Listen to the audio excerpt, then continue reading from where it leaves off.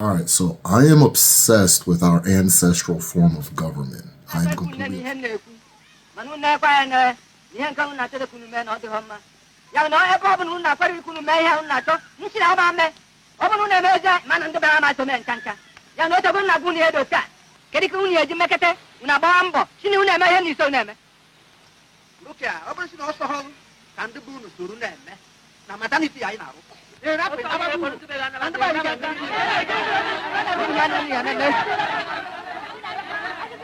And with everything around us, or whatever it is that we're trying, if you want to call it democracy or what, with all of it collapsing in front of our face, I think it's time for us to explore the Aha ancestral government system. There are some things in this video that I am going to spend the rest of my life making sure that they do not disappear. And in order for you to see them in this video and understand them, completely forget everything you know about politics. Put it to the side for this particular video. There are pieces of it that are going to feel familiar, but I'm going to introduce you to something that is absolutely unlike anything you know right now. And the basis of it is this. Our ancestors created a government unlike any government in the world that is based on purpose rather than permission. Listen to this. This is Derek Ofadarnwa with the Medicine Shell, and today I'm going to explain the Aha government system. Now, before I start, I do want to ask a question. Can society function without government? Simple question. Can society function without government? If you believe society can function without a government, type A in the chat. If you do not believe society can function without a government, type B in the chat. Of course, as always, I want to see why you guys think what you think. So if anybody wants to elaborate, that's cool, but a simple A or B is enough. There are no right or wrong answers. Just want to know what you think. Now, I teach Igbo ancestral spirituality known as Odinala. If this is a topic that you're interested in, join our Patreon community at patreon.com/themedicineshell.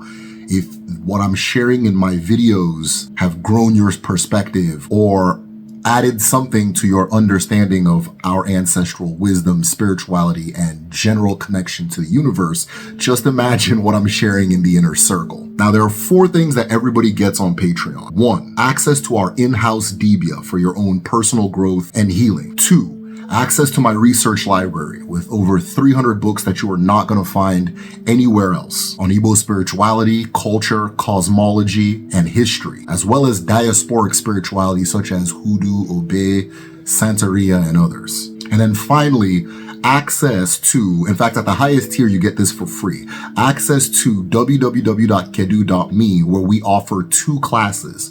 Class number 1 is our traditional medicine class known as Ogbo. This traditional medicine class is taught by a Dibia, a practicing Dibia, who will walk you through the steps, the processes, and the method for how to grow and become a traditional healer or a Dibia. If you believe this is who you are, sign up at www.kedu.me or sign up on Patreon so you can get the class for free. And then, if you have told yourself you're learning the Igbo language this year, I run the absolute best Igbo language program on planet Earth. Anybody can challenge me on that, right? And that's our Igbo language class at kedu.me. If you are a patron at the highest tier, you can also enter this class for free. Otherwise, sign up at www.kedu.me. We are currently signing up for the summer session. I don't know when you're going to watch this video, but we're currently signing up for summer session. So get signed up now for www.kedu.me. With that being said, let's begin. One of the best ways to understand the Igbo worldview in terms of government is through the ilu, wa buahia, madu zucha, Allah. The world is a market. Once we are done buying, we leave. Now, it's important for you to pay attention to the spirit of this ilu, because even if you want to replicate or participate in the Aha system without understanding the core meaning or what is being said in this ilu,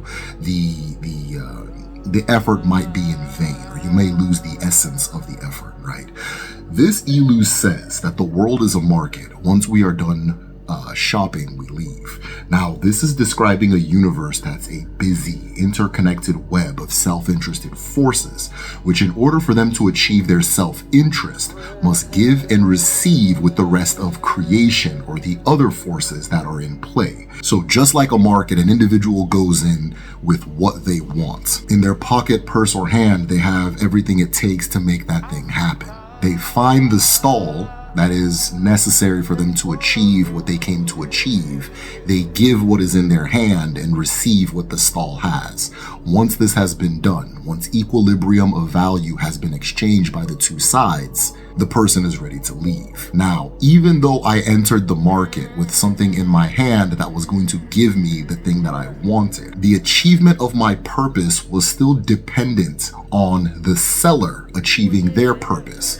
My purpose to buy, their purpose to sell. Our self-interests were designed by something greater than us to interconnect, exchange, and feed each other. I cannot achieve my purpose as a buyer if the seller does not exist or cannot achieve its purpose as a seller. Keep that in mind and listen to this. On a cosmic level, the ancestral worldview is a universe that is split in two. One part of the universe is the creator, known as Chi. The other part of the universe is creation, known as Eke. Chi, the husband, Eke, the wife, therefore serve as the couple that must come together to create and manifest all things in its own image, the original design that all things spiral from in the ancestral worldview, which recognizes the universe as an ever unraveling spiral, a fractal universe where understanding the largest part allows you to understand the smallest part, and understanding any part allows you to understand all parts. Now, in this relationship between creator and creation, there is no master, there is no servant. Anything the creator wants done, creation must agree and will it. Everything creation wants done, the creator must agree and will it. In ancestral thought, this relationship is the biggest imaginable cosmic representation of how all things and absolutely everything in creation follows a singular formula. As it happens in the cosmos, it also happens on an individual level, meaning that I am a fragment of creation. So I am Eke. And because I am Eke, I also have a Chi. I am creation. I have a creator. My neighbor is creation. My neighbor has a creator. All of our creators are individual, unique, and specific to us. Or as the Ilu says, Nenamu otu otu, mana obu otu ka Chineke, saying that a mother can birth many, but a Chi creates one. Every single person is one of one, coming into creation as their own creation and therefore having their own creator. Now, anything that happens in my life, my Chi has to agree. Anything that my Chi wants done, I have to agree for it to be done, which creates the Ilu, Onye ekwe, Chi ekwe. What a person wills, their God wills, or their Chi wills. Now keep that in mind, because that's going to be very important for you to understand. But I think by now you might be getting an idea, or a picture might be forming in your mind as to what our ancestral government form looked like and why it looked that way. Now, when the Eke, or the creation, and the Chi reach an agreement, this agreement is known as an ofo. An ofo is a binding agreement between two parties. With that binding agreement, an individual has a divine mandate to execute or actualize what the ofo represents or exists to actualize. For example, when our ancestors live on a land, they must get the permission of the land for them to occupy that land. That permission is known as an ofo. This ofo is going to come with certain rules, meaning that the land says, I will allow you to live on me and prosper on me and receive from me, so long as you follow my rules. These rules are therefore known as Iwala, the laws of the land. These are sacred taboos that our ancestors acknowledge and follow, even till this day, to assure that their relationship with the land and the pact they have with their land is protected. If that pact is kept alive, kept healthy, and undesecrated, they can continue to prosper, give birth, grow, and be safe on that land. When that pact is broken, their mandate to be on that land is removed. And when external forces wish to remove them from the land, there is no divine or physical protection that can stop it. Now, because everybody has their own chi, everybody has an ofo with their chi that they are coming into the world to actualize. This personal divine mandate is known as your akaraka. Now, the word akaraka translates to the etchings on the palm, which is why I held my palm up earlier. The big idea with the akaraka is that destiny, that thing that you're coming to actualize, has already been written, and that it is also written on your body in the form of the akaraka. And by reading the palm, as well as different markings on the body, a person can understand their destiny, their purpose, and their nature. Because all things are created as an agreement between Chi na Eke or Chineke, because all things are created as an agreement or a pact between Chi na Eke, all things are therefore predestined to be what they are going to be. And because we are all expressions of the collective divine, in order for you to understand the world, you must understand the Creator. In order for you to understand the Creator, you must understand the world. The two are mirror reflections of each. And from this worldview, things like morality, rights, and your humanity are not things that come from the outside and are imposed on you. They are things that you come into creation with already and you express from the inside out. Now, there are political theories that speak of things such as a state of nature, that without government, human beings will revert to like a beastly way of being. They won't be able to organize a society, organize community. They'll be self-interested. They'll just do all these foul, ridiculous, kind of animalistic things, right? And that the thing that makes us human are these superstructures that we call governments that give us these laws that we follow. And without these laws to follow, we're going to revert to being like the chimpanzee vampire type of things, right? The Igbo worldview is very different. And in fact, that worldview I just expressed is very much rooted in the Abrahamic Christian idea of human beings being born with original sin and human beings being born as something separate from God. And because they are separate from God and born with original sin, they need the thing above to tell them what to do in order for them to act in a way that's acceptable or act in a way that's conducive or non-violent. But in the Igbo worldview, it's different. There is no real separation between you and your creator. You are a direct expression of the ultimate truth. The ultimate truth is a direct expression of you. You are born and manifest and grow and experience the exact way your destiny says you should do these things. And because of this, all people and all things have their own space within creation that is uniquely theirs. And they have a divine mandate to occupy it, enjoy it, and actualize it as they see fit. Or as the Ilu says, let the hawk perch and let the eagle perch. Whichever one says the other should not perch, may that one break its wings. On a level of spirituality, this Ilu says that in order for God's will to be expressed, things must express themselves, be themselves, and occupy the spaces they were created to occupy. This speaks to the individualism or the individuality that is contained and facilitated by the Alha system of government. But if you pay attention to what our ancestors say about organizing people and understanding the universe, it is a very collectivist worldview, if we want to use that term, right? It is very far from individualism. It's not, you don't see a lot of that there. So how does this get reconciled, where you have this worldview where an individual has their own God, and even if that God says go left, that person makes the choice whether they want to go left or right, while at the same time this being expressed in and manifested manifesting a culture that is very collectivist, as you will see in the Ọha form of government. Listen to this. There's an ilu that says, Ndi Nwunye ni nema, inwegi kili onwegi. This means, just like in the ilu about the market, no matter what I have, or no matter how much I have, or how much wisdom or power I have, ultimately I will need the collective in order for things to happen, in order for me to achieve the thing I came to achieve.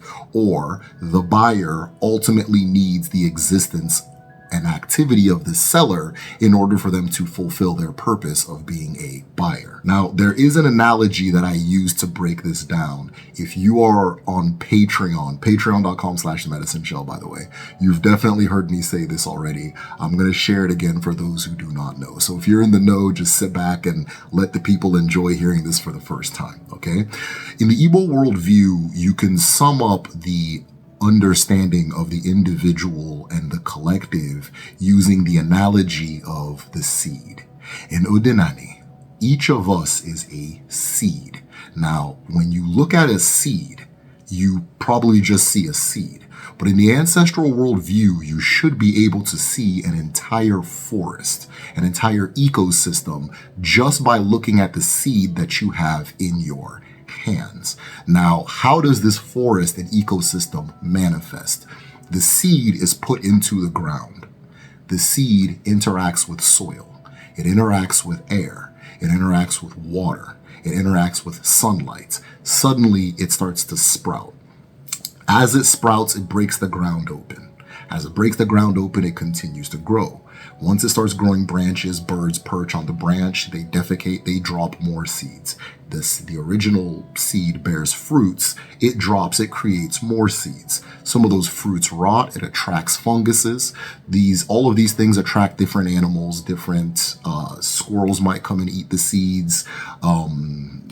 Different things will come and eat the fruit. An animal will find a home. And after 200 years of this process happening, you will see that that original seed has fully manifest into an entire forest, an entire ecosystem that was created by that one event of the seed existing and interacting with soil, light, water, and air. But in this analogy, you see the relationship with the Ọha system of government in this very specific way. Listen to this. In this entire system, the tree is held to its awful by way of duty and reward. The tree receives reward from all aspects of creation. It also has a duty to the other aspects of creation. When the tree fails to do its duty, for example, if it fails to receive sunlight, it will not manifest into what it's supposed to manifest as. It will pass. At all times, that all fault that the seed has to manifest a forest is bound by duty and reward. Give and take. For this reason, you will notice a feature in the Ọha system of government that you're not going to see in other forms of government. And this is the participation of forces beyond humanity in our democracy. In the Ọha system of government, decisions are made by consensus, which you can probably see in this worldview. But consensus doesn't end at human beings. Consensus also involves ancestors who also get to vote in the Ogbo, or People's Congress. It may also involve the forces that the community interacts with, such as the rivers, the earth, and other relevant bodies of nature. And to understand how this works, let me go ahead and begin and give you the basic structure of the Ọha system of government. The most powerful and the most important branch in the Ọha system of government is that of the family government. It is often referred to as the Umunna and the Umuada, or Umunna and Ndi Nwunye. In the Ọha Igbo government system, every family is a sovereign unit, and it has as much sovereignty within a community as a nation has among nations. Within a family, individuals make their own rules, their own laws, their own agendas. They settle their own cases, they hold their own trials, and they fundraise for projects such as building or the sponsoring of individuals to go to university, start a business, or travel to another country that will provide them more opportunities. This system of government is divided into two wings, arguably three. Wing number one is the men's government. Wing number two is the women's government. The reason I said arguably three is because the women's government is also divided in two. There is the Umuada, which is the government of the daughters of the family. These are the women and the girls who were born into the family whose fathers are a part of this family. And then there's Ndi Nwunye, which is the government of the wives, the women who were born in other families but married into this particular family. On the men's side, you have the Umunna, which are all of the men, very specifically all of the heads of households within a family unit. The duty of the men's side of the government is this. 1. To settle disputes amongst members. The Umunna can form as a court system for disputes that individuals cannot settle amongst themselves, such as land disputes within family, issues with inheritance. They also intervene in the face of conflict within the family to assure that the family stays together and works cohesively as a singular unit. The Umunna is also responsible for diplomacy. In the Igbo cultural system known as Omenala, family units, like I said earlier, function almost like nations, and these nations have diplomatic ties with other family units. When there is a dispute between two families, it is the collective Umunna from both sides that will work together to settle that dispute and assure that they work together. The Umunna are also responsible for making sure that relations with the other families in the community are good. The Umunna is also responsible for, or can take the responsibility of, projects that assure the progress of the family. The Umunna can also collectively raise money for the building of projects that families need. Very recently in my own clan meeting, we made the decision to build a wall. I'm laughing because the dispute was very funny. But we made a decision to build a wall around our family compound just for security. Really just the flex. Really just the flex, but they claimed the side that won, which was not the side I was on, claimed that it was necessary for security. Now, in more wealthy families, the Umunna can sponsor the education of all members of the family. But this responsibility is not exclusively that of the Umunna, and I'm going to show you why I say specifically that. And then finally, the Umunna is responsible for representing the family in the greater government of the community known as the Aha, though some communities may refer to it as the Ogbo. Now, one essential feature of the Umunna, the men's side of the government, is that the Umunna is responsible for coordinating the relationships between the male members of the family. One of the primary and, often ignored roles that the Umunna plays is assuring that the male members of the family work together as a union. In this sense, the Umunna can come together to protect and help advance those male members of the family. Now, if you heard earlier as I was explaining the philosophy that created this system, you will see that the world has a way of interacting with itself that is based off of duty and reward. The Umunna works to assure that all of the men in the family are doing their duties as men, or that whenever the effort of men is necessary, this effort is coordinated and executed as it should be. It is important to remember that these units of government are also unions that keep each other accountable and look out for each other, because that'll kind of help you see the bigger picture. The women's side of the government is known as the Umuada, or the Ndi Nwunye. Now, Umuada, the daughters of the family, the women born into the family, form a union and a government on their own. Like the men's side, they are responsible for looking out for each other as well as keeping each other accountable to their duties in the family as women, specifically as daughters of the family. The Umuada also provide mutual aid for each other, raising money for different things such as hospital bills, education, the starting of new businesses, or to fund somebody going abroad.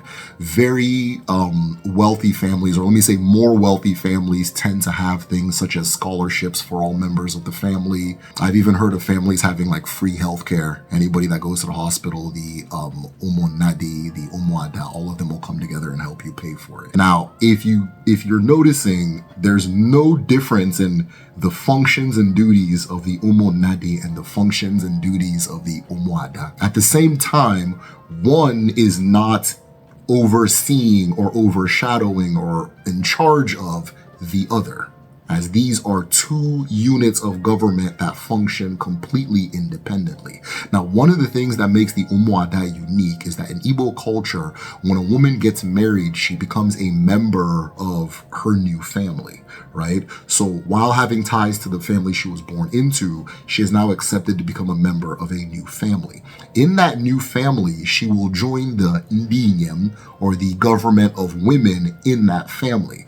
While in her original family, she remains a member of the Umuada, or government of daughters, within that family, meaning the individual married woman is automatically a part of two governments. Because the Umuada has the nature of connecting to families, the Umuada often serves as another wing of a diplomatic connection between those families, because that individual daughter represents the link between those two families, which have now been made one by way of marriage. Ndi Nwunye is a union of mutual support and mutual aid that keep each other accountable to their duties within a family. What they do overlaps with the other forms of government. That means within a family, there are three bodies that can automatically contribute to an individual's progress, assuming the family is maintaining their traditions. Ndi Nwunye also works to coordinate the unity and the cohesion of the wives in the family,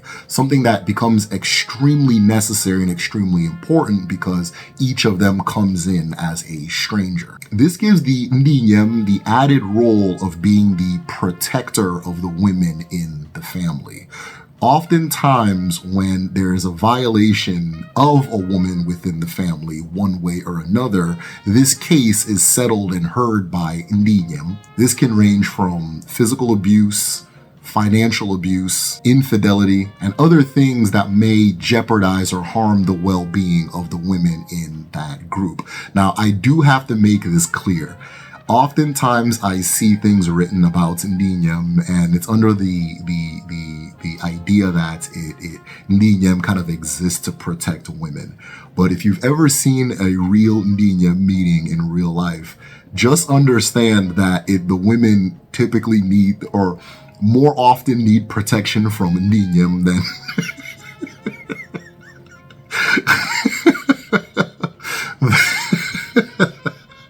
I saw something the other day that said that Ndi Nwunye protect women from their husbands. I was like, I'm sorry, but what I saw in my own real life is the husbands that protect their wives from Ndi Nwunye.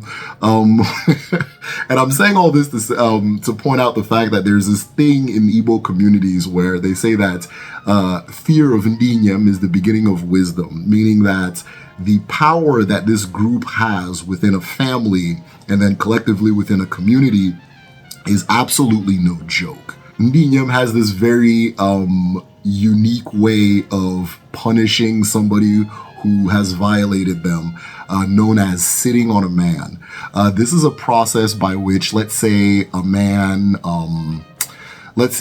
refuses to work and he's lazy and his wife is, struggling. So she reports them to Ndi Nwunye.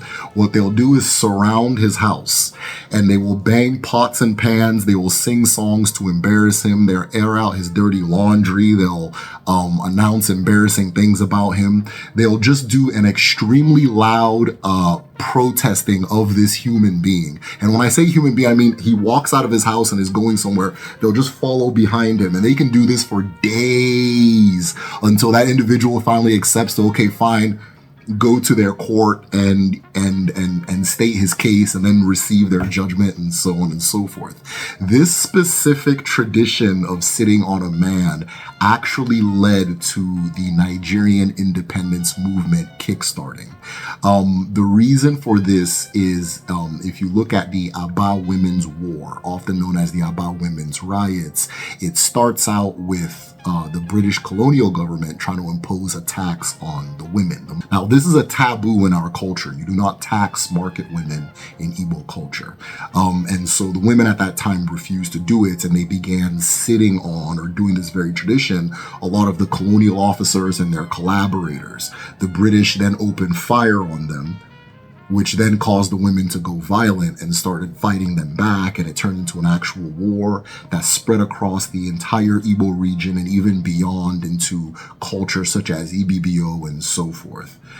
Now, this incident started the domino effect that led to Nigeria getting its independence. So like I said earlier, fear of Ndi Nwunye is the beginning of wisdom. Now, one of the unique features that all of these governments have, but it tends to be more emphasized in the women's government, is the existence of the system known as Isusu.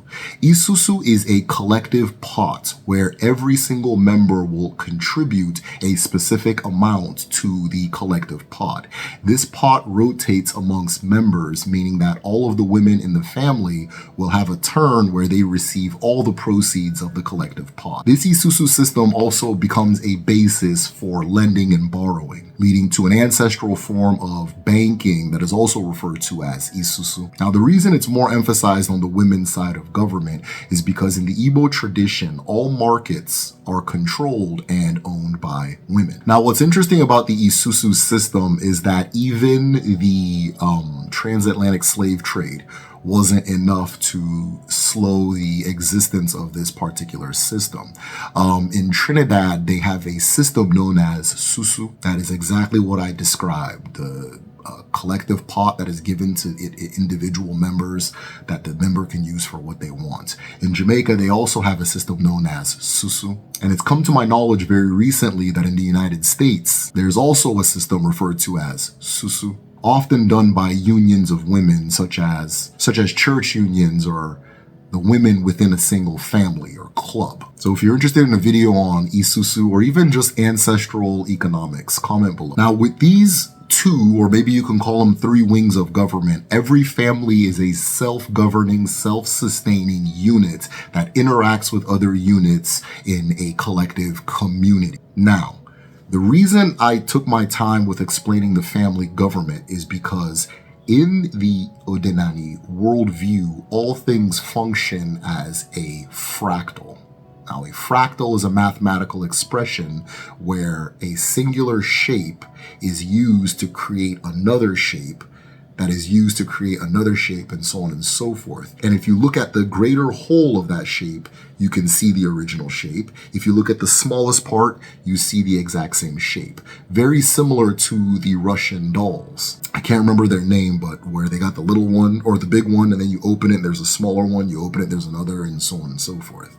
So the way the family government works is also how the community government works. And this forms the overarching government known as the Aha. Now, before I explain the community government, right, the outside of because there are some differences, but before I explain the community government, I actually want to take my time to explain another type of government that exists within the Igbo system, right? And this is Ogbo na Ndi Otu. The Ogbo are age grade groups, meaning that individuals born within a certain span of time, typically 4 to 7 years, each community does theirs different, will form what is known as an Ogbo, which is an age grade. Each age grade forms its own self-governing unit. This self-governing unit, like the Umunna and the Umuada, are unions for mutual support as well as mutual accountability, lending to the philosophy or the worldview of duty and reward. Within an age grade, each person in the age grade is there to keep each other accountable so that they do their duties towards the community and their duties towards each other. At the same time, they are there to benefit each other in various ways. For example, age grades can also do collective fundraising for individual endeavors within the age grade. Age grades have sponsored each other's educations. Age grades notoriously build things in Igbo communities such as hospitals, roads, community lighting projects, and schools. Now, the Ogbo or the age grades are going to be very important when we're talking about the community government. So keep the Ogbo in mind, because I'm going to get back to it, all right? Now, after the Ogbo groups or the age grade groups, people group together based on generations or their age, there are the Ndi groups. Ndi groups are specific interest unions or unions around a specific concept. So for example, you can have an Ndi group based off of profession. All of the different people in a single industry or profession will form a self-governing union. This self-governing union will run much like the Umunna, the Umuada, and so forth. They are there to keep each other accountable, that each person is abiding by the laws and the rules of the craft that they are representing. They form mutual aid. So for example, if an individual is looking to become a blacksmith, they will have an Ndi group for the blacksmiths. The individual will have to get initiated and trained under one of the members. Once that person is done with their training, which in modern times is referred to as the Igbo apprenticeship system or the Odibo system, that person will be given the funds, the resources, and the access needed for them to start their own individual shop or their own individual business in that same area, and will also be given a group of customers for them to get started. There are Ndi groups around being a dibia, being a blacksmith. Masquerade societies also qualify as Ndi groups. And remember the masquerade societies too, because that's a big one that's going to be very important towards the end. But any mutual interest can organically form an Ndi group. And that Ndi group is going to keep each other accountable as well as make the rules and maintain the rules around the craft that they all practice. A very common form of Ndi group that you may see in Igbo communities outside of Igbo land are town unions, where individuals who are from a single town, like me, I'm from Umokwe. So all of the members of the Umokwe community in a certain town or a certain state or a certain country will meet up and form a union that will function much like the other unions back home, providing mutual assistance, mutual aid, and collective accountability, as well as coordinating projects for development at home or philanthropy. All of these units of government exist in a community like a market. They are all autonomous. They are all providing their own specific service for their specific members, covering their own area of life. But what is overarching over all of them is referred to as the Aha. The Aha government, much like the family government, is divided in two. Again, you're seeing this pattern. Everything is a fractal, right? The smallest piece will explain the biggest piece. It is divided in two parts: the wing for the women, the wing for the men, right? The men's government is going to be a collection of family heads, entitled individuals referred to as Ejiofo. Now, what is an Ejiofo? An Ejiofo is the individual in a family who holds an Ofo.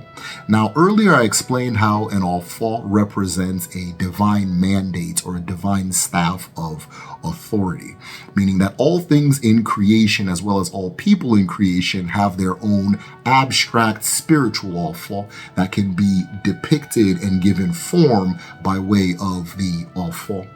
The individual who holds the Ofo is the person who has the mandate for the existence of one thing or another. So if I am the head of a household, I will hold the Ofo of that household because I brought that household into creation. At the same time, if I am a member of a craft, such as being a dibia, I'm going to have an Ofo that represents that dibiahood. Right? Now, the word Ofo, if you break it down in the most granular form, says Ofo, it remains, that which remains. The reason the Ofo has this name is when, let's say I own a household and I pass away, my Ofo is going to be passed down to my eldest son. When my eldest son receives my Ofo, that oldest son will also have his own Ofo, meaning that as he walks in life and he walks in the community, he is holding what remains of me as well as himself. So he is my living representative in the world, making him the Ejiofo of my personal legacy. This creates a situation where an individual can be blessed with multiple Ofo, or an individual can have one.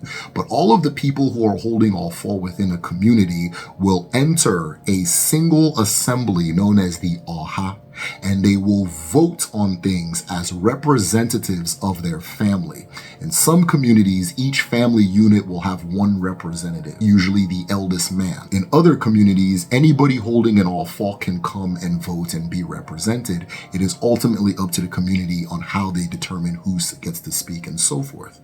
But once the assembly is made, this forms a Congress or a parliament that oversees the community's well-being and cohesion. This Oha can form, like the other units, mutual aid, union assistance for members, an accountability unit, a rule-making unit, and a rule enforcing unit for the entire community. All decisions made by the Oha are done democratically, meaning everybody votes and everybody's voice is allowed to be heard before voting is done. Now, one of the things that make it very unique from other forms of democracy is that not just the individual gets the vote, but each of their Ofo also has a vote, meaning that if I pass, my son will enter the Oha. He will do one vote for me and one vote for himself. So based on who somebody is, a person can have up to 10 votes. They vote based on the fact that they're a dibia. They vote based on the fact that they are a head of household. And then they'll also vote based on the fact that maybe they're a military general. When all of these votes are collected, decisions are then made, and the Oha will then form an Ofo and give it to a member of the Oha for that person to be the executor or the executive of the collective decision that was made by the community. For example, if there is a declaration of war by the Oha will then choose an individual from amongst their ranks, usually by way of volunteering or by way of everybody knowing, who has the skill. And they will give this person the Ofo to execute the war. These Ofo can also be given for individuals to execute projects. If the community decides a certain patch of land is going to be cleared to make more farmland, an individual will be given the mandates or the Ofo to make sure that that thing is done. So long as that person is holding the Ofo, that person therefore speaks for the whole of the community in the holding of that thing. Now, earlier I said pay attention to the age grade groups, right? Because very often the age grade groups don't just provide support for each other and regulate and keep each other accountable. Each age grade group is going to have a department in community well-being that it is responsible for. There is an age grade group that will do sanitation and cleaning. There's an age grade group that will form the military of the community. There's an age grade group that will do the field clearing when fields need to be cleared and so forth. And even within the age grade group, when an individual is of age and ready to marry, their age grade group will collectively form the work unit that will build their house, meaning age grades build houses for each other in traditional Igbo society. So these age grade groups execute the various decisions that the community makes, and it is their duty to execute whichever duty the community has appointed on them. Now, what I'm describing is the men's side of the Oha, but understand that the women's side as well functions the exact same way. And when there's a clash in authority, any side, be it the interest groups, the unions, the family governments, will sit down and organize in real time how they're going to bypass this power struggle. And that's it. This is Derek O'Fodderwall with The Medicine Show. Thank you.